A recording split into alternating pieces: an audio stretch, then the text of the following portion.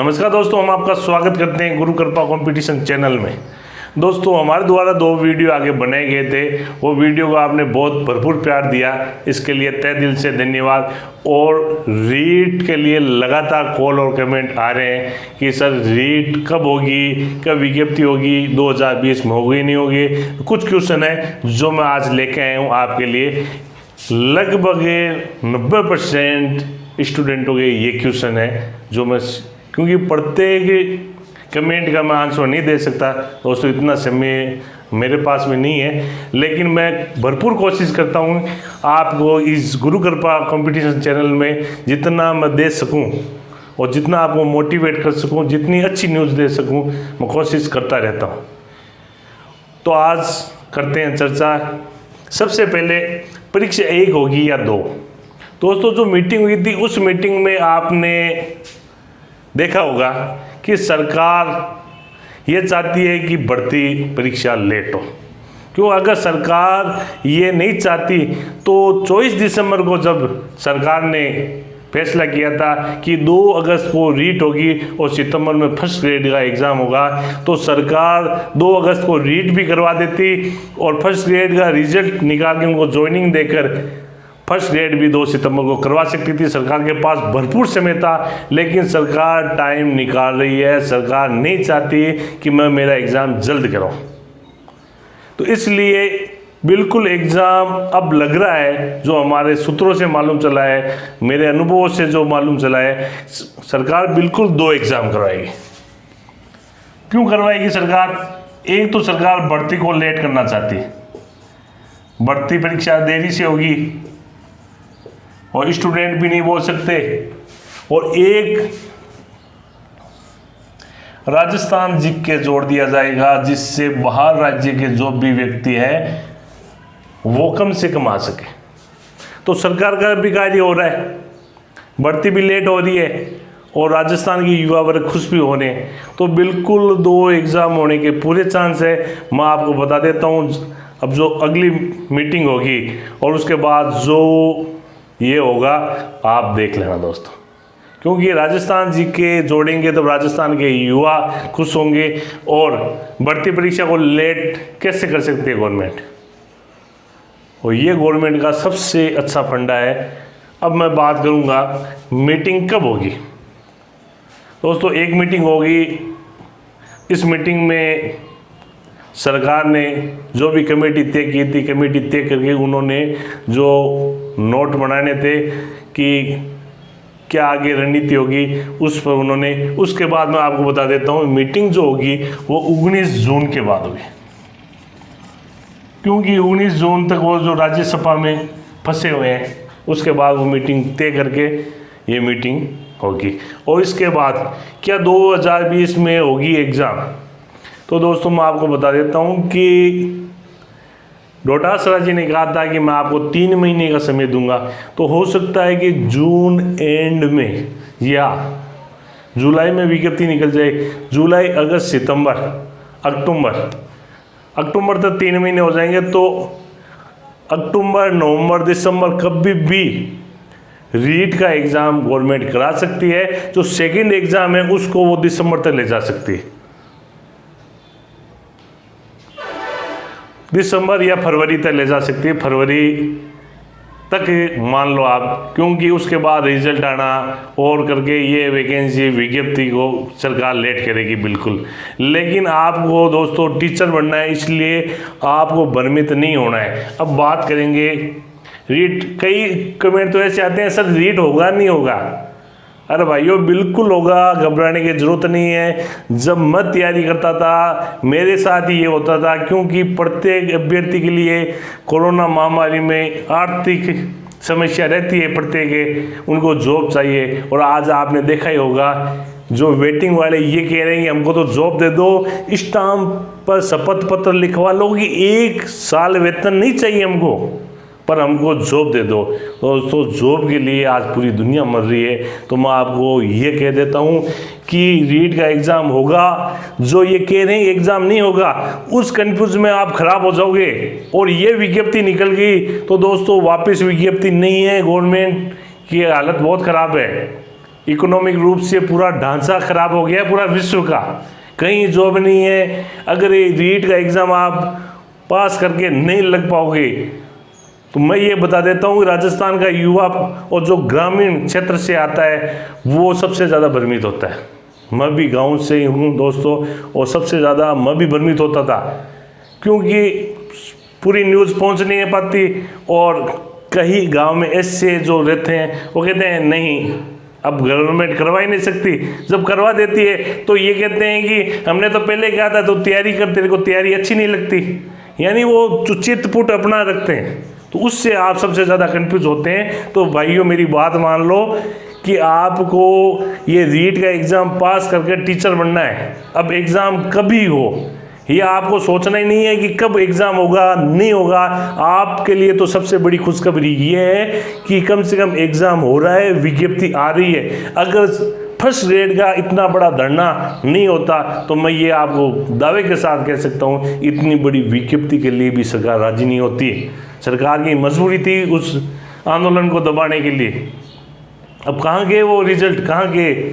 मैं सरकार के बारे में कुछ नहीं कहना चाहता, लेकिन मैं आपको जो बेरोजगार तैयारी करें उनके लिए मेरी राय है, मेरा निवेदन है कि भाइयों भ्रमित मत हो। मैंने भी बहुत भ्रमित होकर मैंने भी कई एग्ज़ाम दिए थे जिससे मैं भ्रमित होने की वजह से, क्योंकि जब पहले तो विज्ञप्ति नहीं आती, विज्ञप्ति में भ्रमित, उसके बाद एग्ज़ाम डेट में भ्रमित, एग्ज़ाम डेट आ जाती है फिर ये पेपर आउट हो गया, ये भ्रमित। पेपर आउट होने के बाद जब रिजल्ट आता है तो कहते हैं सेटिंग होगी।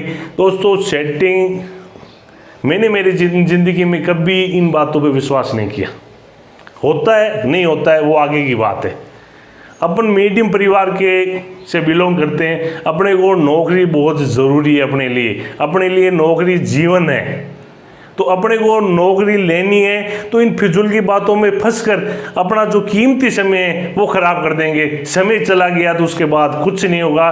फर्स्ट ग्रेड की विज्ञप्ति में लोग बहुत भ्रमित हुए थे, सब ने 90% 99% लोगों ने कहा कि एग्ज़ाम नहीं होगा। और आपने देखा भी होगा लगभग 45-48% लोग तो बैठे थे, तो भी सरकार ने एग्ज़ाम करवा लिया। सरकार के क्या फ़र्क पड़ता है, सरकार नौकरी देना थोड़ी चाहती है, वो आपको देना नहीं चाहती, वो आपको अलग करना चाहती है भीड़ से। पोस्टें कितनी है? 31,000, लगने वाले कितने हैं? 12 लाख। तो सोच लो, आपको लेना थोड़ी है उनको तो आपको साइड में करना है। आप कैसे ही भ्रमित हो, भ्रमित मत हो, मेरा यही है। मैंने भी बहुत भ्रमित हुआ था, उसके बाद मैंने तो ये तय कर लिया कि मेरे को तो एग्ज़ाम चाहे कभी हो, मेरे को तो मेरा सिलेक्शन करवाना है। और रात दिन मैं मेरी पढ़ाई में खप गया और आज आपके सामने आपका भाई खड़ा है। तो दोस्तों रीट बिल्कुल 2020 में एक एग्ज़ाम हो जाएगा, मैं आपको बता देता हूँ। अब बात रही रीट एग्ज़ाम टाइम टेबल। मेरे पास कमेंट आए थे जब डोटासरा जी का ये एक घरेलू महिला का बहुत ही प्यारा कमेंट आया था, उसमें दीदी को नमस्कार कहता हूँ। उस दीदी ने कहा था कि सर ससुराल से आ गई मैं पीर, और अब ये विज्ञप्ति भी नहीं आ रही है, ससुराल वाले को जवाब क्या दूँ। तो मेरी बहना, मेरी भी सिस्टर को मैंने बुलाया था तैयारी करने के लिए, सारी शिक्षक जो पीटीआई टीचर की 98 में ट्रेनिंग की थी, और अब भी वो लगी है लगभग 2016 की वैकेंसी में। तो उस समय ससुराल वालों ने तो भेज दिया, लेकिन मेरे गांव वालों ने ये बातें की कि कई प्रकार की बातें की। तो दोस्तों ये बातें होगी, ये मानव जीवन है, लेकिन आपको जब सफल होना है तो आपको इन बातों से हटकर एक छोटा सा, मैं एक आपको छोटी सी कहानी कहूँगा, मात्र लगभग 1-2 मिनट की। एक गांव का एक प्रधान था, वो प्रधान के पास सभी लोग आते थे अपना न्याय करने के लिए कि प्रधान जी मेरा ये कर दो, प्रधान जी मेरा वो कर दो। वो सबकी हेल्प करता था, लेकिन उसके पास एक बुढ़िया थी। वो बुढ़िया इतनी बदमाश थी, वो जो भी कोई निकलता किसी पे पानी गिरा देती, किसी पे कुछ कचरा गिरा देती, किसी को गालियाँ बकती। तो दोस्तों उस समय सभी अपने दुख से दुखी थे, इसलिए वो बोलते नहीं थे, वो प्रधान जी के पास जाकर अपनी विनती करके अपना काम करवा लेते। लेकिन आपको मालूम है कई ऐसे व्यक्ति भी होते हैं जो ये कहते हैं कि भाई प्रधान जी के पास चलो मैं आपका काम करवाता हूँ। तो वो 2-3 बार एक व्यक्ति आया था जो नेता था, उसने कहा कि प्रधान जी मैं एक निवेदन करना चाहता हूँ, आपके पड़ोस में एक डोकरी रहती है बुढ़िया, वो इतनी बदमाश है, मैं 5 बार आ गया, 5 बार भी उसने कभी गालियाँ निकाली है, कभी पानी गिराया है मेरे पर, कभी कचरा गिराया है, तो आप उनको समझाते नहीं। तो उसने प्रधान जी ने कहा है कि अगर मैं उस बुढ़िया को समझाऊंगा या बुढ़िया से मैं उलझ जाता तो मैं आज प्रधान नहीं बन पाता, आज इस ओहदे पे नहीं पहुंच पाता। तो दोस्तों छोटी मोटी बातों को, घरेलू गृहस्थी की बातों को सबको साइड में करो और आपको सिलेक्शन लेना है। इसलिए आपका टारगेट अर्जुन के मछली की तरह होना चाहिए कि मेरे को रीट कभी एग्जाम हो, मेरे को एक पोस्ट चाहिए, मेरे को सिलेक्शन टीचर का जॉब है। मेरे प्यारे भाइयों, ऐसे नहीं मिलता टीचर। आज राजस्थान पुलिस में 16 लाख फार्म हैं, कांस्टेबल बनना मुश्किल हो गया है, टीचर बनना है, सबसे सम्मानीय जॉब है टीचर, वो बनना है। तो आपको तैयारी तो करनी पड़ेगी, सबको साइड में रखे।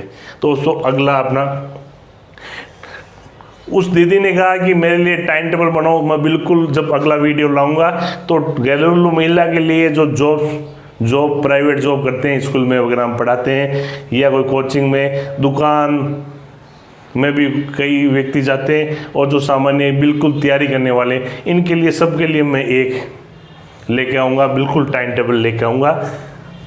अब आगे की क्या रणनीति है दोस्तों? आगे की रणनीति यही है कि आपको इस वैकेंसी का भरपूर ध्यान रखते हुए, सब बातों को साइड में करते हुए कि वो क्या बोल रहा है, वो क्या बोल रहा है, आप हमारे चैनल से जुड़ो, गुरु कृपा कंपटीशन चैनल। आपको एक भी फिजूल बात मैं नहीं बताऊंगा दोस्तों।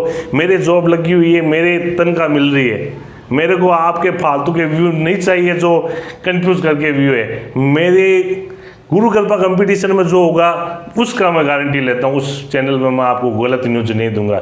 दोस्तों एक कमेंट आया था कि सर मैं एजुकेशन न्यूज नहीं सुनना चाहता, मैं भर्तियों की खबरें सुनना चाहता हूँ, तो मैंने भर्तियों की खबरें। उसके बाद किसी ने कहा कि सर रीट का अलग बनाओ जिससे हमारा मांग उठे, तो मैंने वीडियो रीट का अलग बना दिया।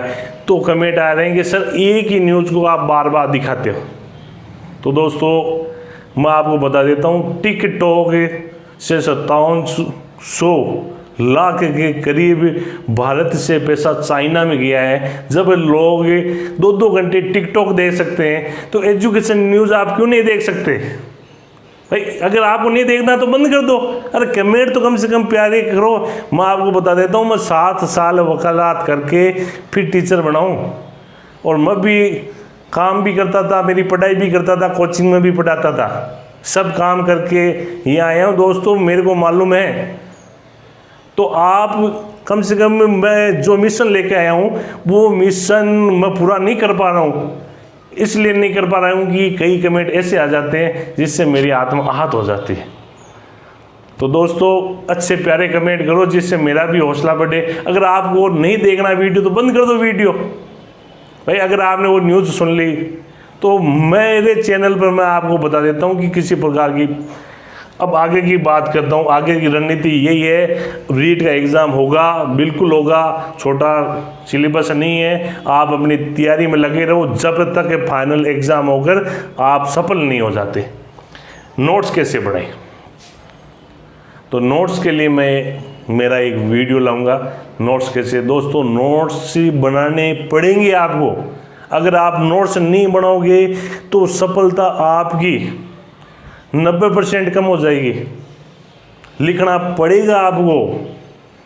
मैंने भी रजिस्टर भरे इतने, और आज भी मैं हर महीने 1-2 रजिस्टर तो भर ही देता हूँ, क्योंकि जो चीज़ लिख दी वो स्थायी हो जाती है माइंड में।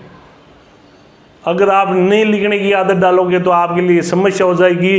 अभी रीट एग्ज़ाम अपने को टाइम मिल गया तो नोट्स बनाओ आप, बिल्कुल नोट्स किसी के हो उनको संयुक्त करके आप अपनी भाषा में बना लो। और मैं नोट्स के लिए अलग वीडियो बताऊंगा, शॉर्ट नोट कैसे बनाते हैं। अगर पूरी किताबें उतारने लग जाओगे तो आपका समय भी चला जाएगा, उसके लिए दोस्तों मैं अलग वीडियो बनाऊंगा। दोस्तों अब हम बात करेंगे जीके हिंदी और मनोविज्ञान को पढ़ने का तरीका। मेरे पास कॉल आया था कि सर जीके हिंदी जो मनोविज्ञान रेट में कैसे पढ़ा जाता है, तो मैंने जीके का तो ये वीडियो बनाया था। और मैं आपको बता देता हूँ, हिंदी का मैंने पूरा एक रजिस्टर तैयार कर रखा है। उस रजिस्टर से वर्तमान में जितने भी एग्जाम हुए थे उसमें से एक ही क्वेश्चन बाहर नहीं जाता है। इस हिसाब के मैंने ट्रिक वगैरह सेट कर रखे हैं। और इससे मेरा भी फायदा नहीं हुआ, मेरे अलावा मेरी 2 सिस्टर है वो भी आज टीचर है, मेरे जो भाभी जी है वो भी आज टीचर है। और जो मैंने जो मेहनत की थी उसका कई स्टूडेंट है मेरे, जो मैंने पिछले वीडियो में बताया, मैं बार बार ये चर्चा नहीं करना चाहता। पिछली बार भी जो जेल पेरी का एग्ज़ाम हुआ था उसमें मेरा स्टूडेंट टॉपर था। और कई स्टूडेंट मेरे राजस्थान पुलिस में लगे हुए हैं। सेकेंड ग्रेड में भी मैंने कई नोट्स मेरे पढ़ के कहीं लगे हैं। तो दोस्तों मैं समय मिलेगा तो मेरे को मैं जरूर आपके लिए कुछ जीके और हिंदी और मनोविज्ञान की क्लासें भी मैं लेने की प्रयास करूँगा। तो दोस्तों आज का जो वीडियो है इसमें मैंने आपको जो आपकी बातें थी वो इसको बातें बता दी मैंने आपको। अब जल्द ही मैं अगला वीडियो में आऊँगा, तब तक अपने तैयारी को लगातार जारी रखें। अब मैं इस वीडियो से विदा ले रहा हूँ। जय हिंद, जय भारत, वंदे मातरम।